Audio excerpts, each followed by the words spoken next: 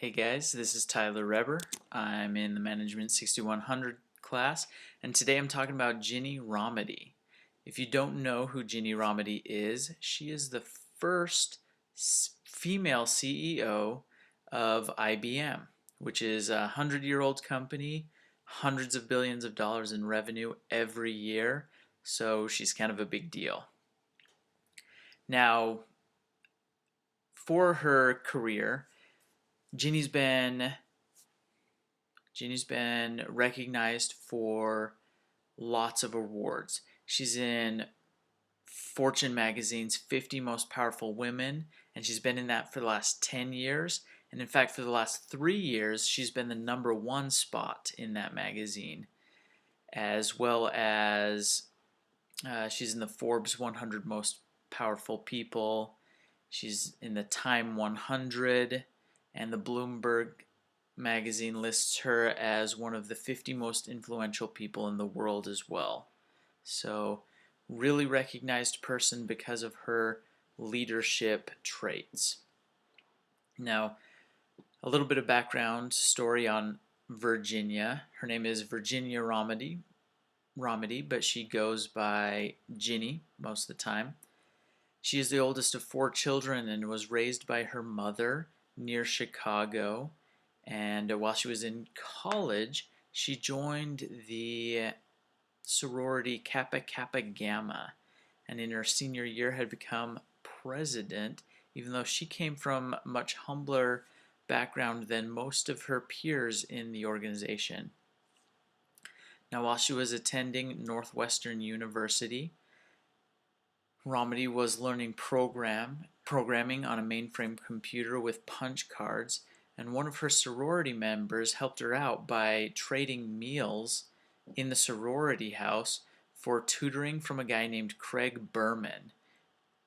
And he described Ginny as a statuesque blonde who showed up in his apartment with a list of questions, kicked aside the dirty laundry to make space for her to sit down, and just kind of went at it. She asked him all sorts of things, and when he responded to those questions, he said that she really dug deep and was really involved in the learning process there, and asked him not only to answer the questions, but would kind of challenge him on how he got to the answer, how he could find those answers.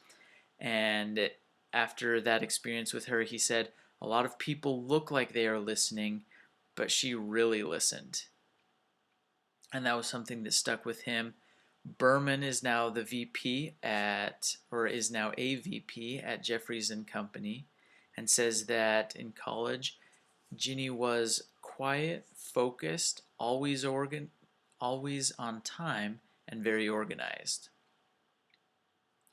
One time, Berman's homework had been graded incorrectly by the professor, which cost him on his grade, and he was about to challenge the professor on that in class. He raised his hand, and Ginny grabbed it, threw it back down by his side, and said, "You'll win your argument in private later, or you'll lose it in public now." So she was sticking out for him there, and kind of from an early stage, not only had a lot of technical skills, but knew how to deal with people and conversations. After graduating in 1979 from the university, she graduated with a Bachelor of Science with high honors in computer science and electrical engineering. After which, she started working for GM, which had given her a scholarship that helped her get through college.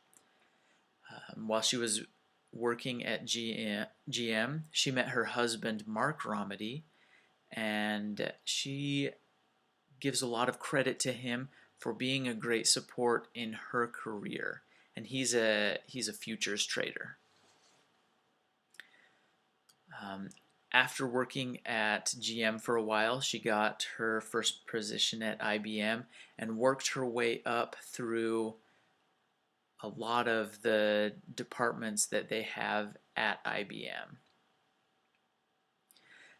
One time, or a famous story about Ginny, while she was working at IBM, she had received a big job offer, just a big promotion inside the company, and she said, you know what, I'm not ready yet. I just need a little bit more experience, and then I'll be able to do a really good job.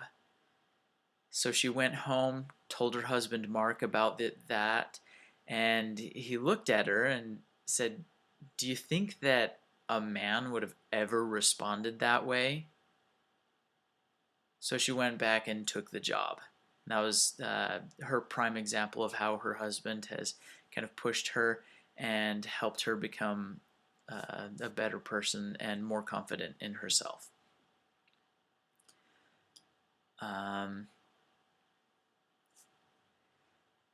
While she was at IBM, while she was working her way up through IBM, her big break came when she had the opportunity to organize the $3.5 billion acquisition of PricewaterhouseCoopers. They were the biggest IT consulting firm in the world at that point, which then made IBM the biggest consulting firm in the world overnight. And there was a lot of worry about that because IBM, a big computer company, had a really rigid culture, whereas the culture at PricewaterhouseCoopers was quite different. It was all about creativity, and that's what the talent was there for, and that's what made them a great consulting company. So there was a lot of worry about putting those two together.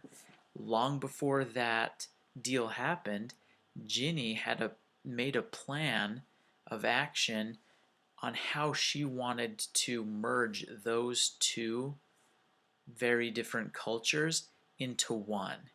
And she is largely credited with keeping a lot of the PricewaterhouseCoopers employees at IBM because of the job she did. In fact, Teresa Nemesiani, who was a consultant at PricewaterhouseCoopers, said that she had really mixed feelings and was really apprehensive about the merger until the day after the merger was announced. She comes into work.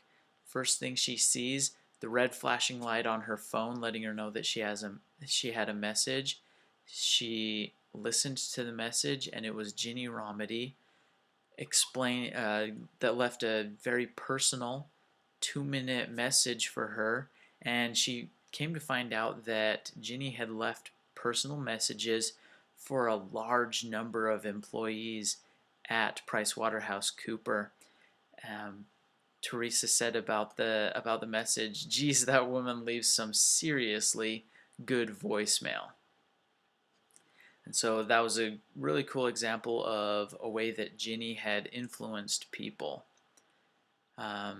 Another associate at IBM said that he was sold on the idea of working at IBM when his company was later purchased by IBM as well, because for years before he'd been in contact with Ginny just on a personal level. She had met with him as a salesperson once, and he had told her about some physical problems that he was undergoing. And even though she was managing tens of thousands of employees, she still took the time to regularly write him personal emails to follow up on how he was doing.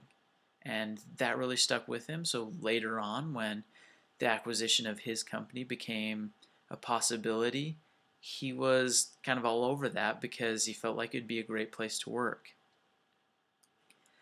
I feel like the next couple of years are going to be really interesting at IBM, especially with regard to Ginny, because she was made CEO in 2012, but for several years before that, she had been working with the prior CEO to develop their 2015 roadmap. And that's significant because it's this really high standard that they've set for themselves. They're switching over from building machines to the being primarily a consulting company. And in 2015 is where they anticipate seeing hundreds of billions of dollars of revenue coming from that consulting business.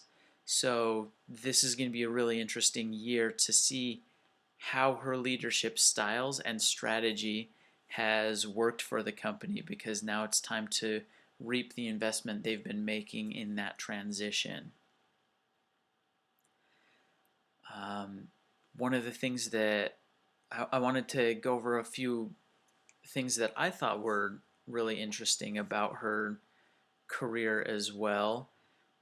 After studying her career for a while, it became obvious while she focused on, or while she was in a very technological company and very technological position, at least to start out with, most of her big contributions have all been in dealing with people, whether it's the mergers, the relationships with other employees, or she instituted this program called Think Academy that is basically like a Google Hangout that's held every month.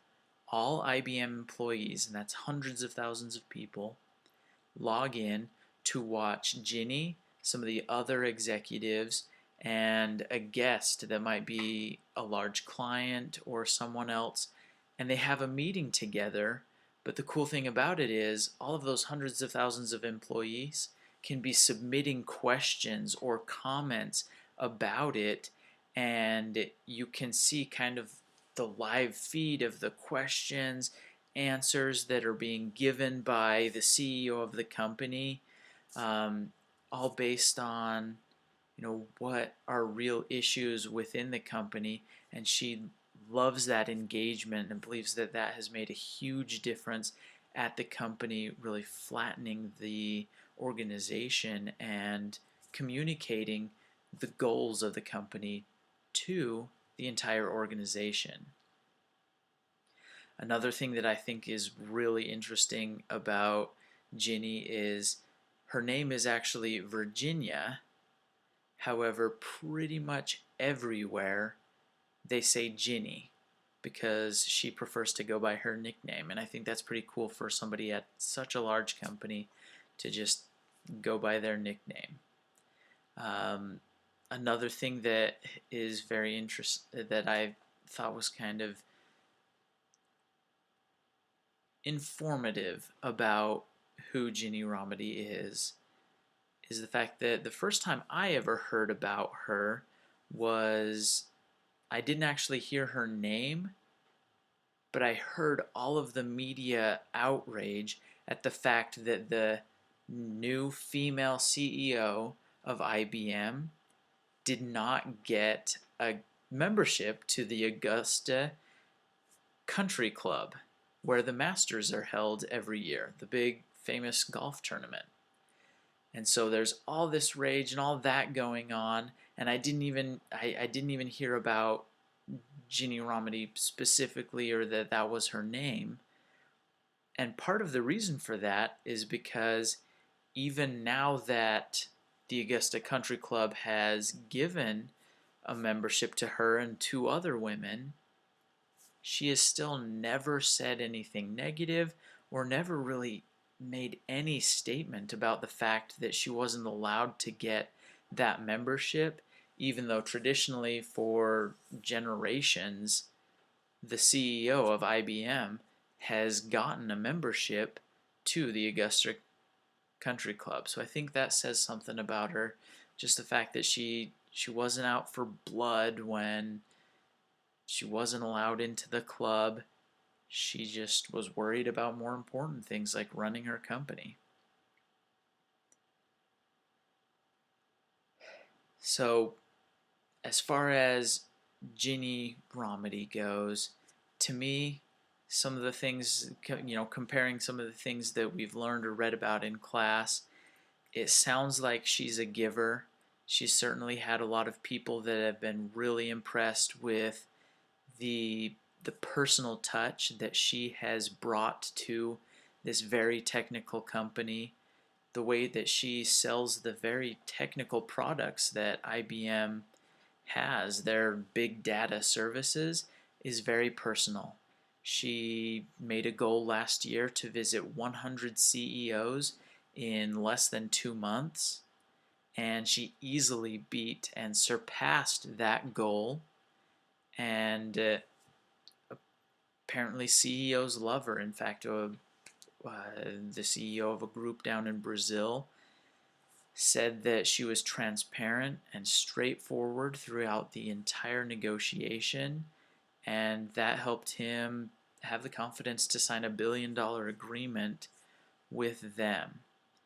And so, really high personal touch for these very technical kind of services that they give.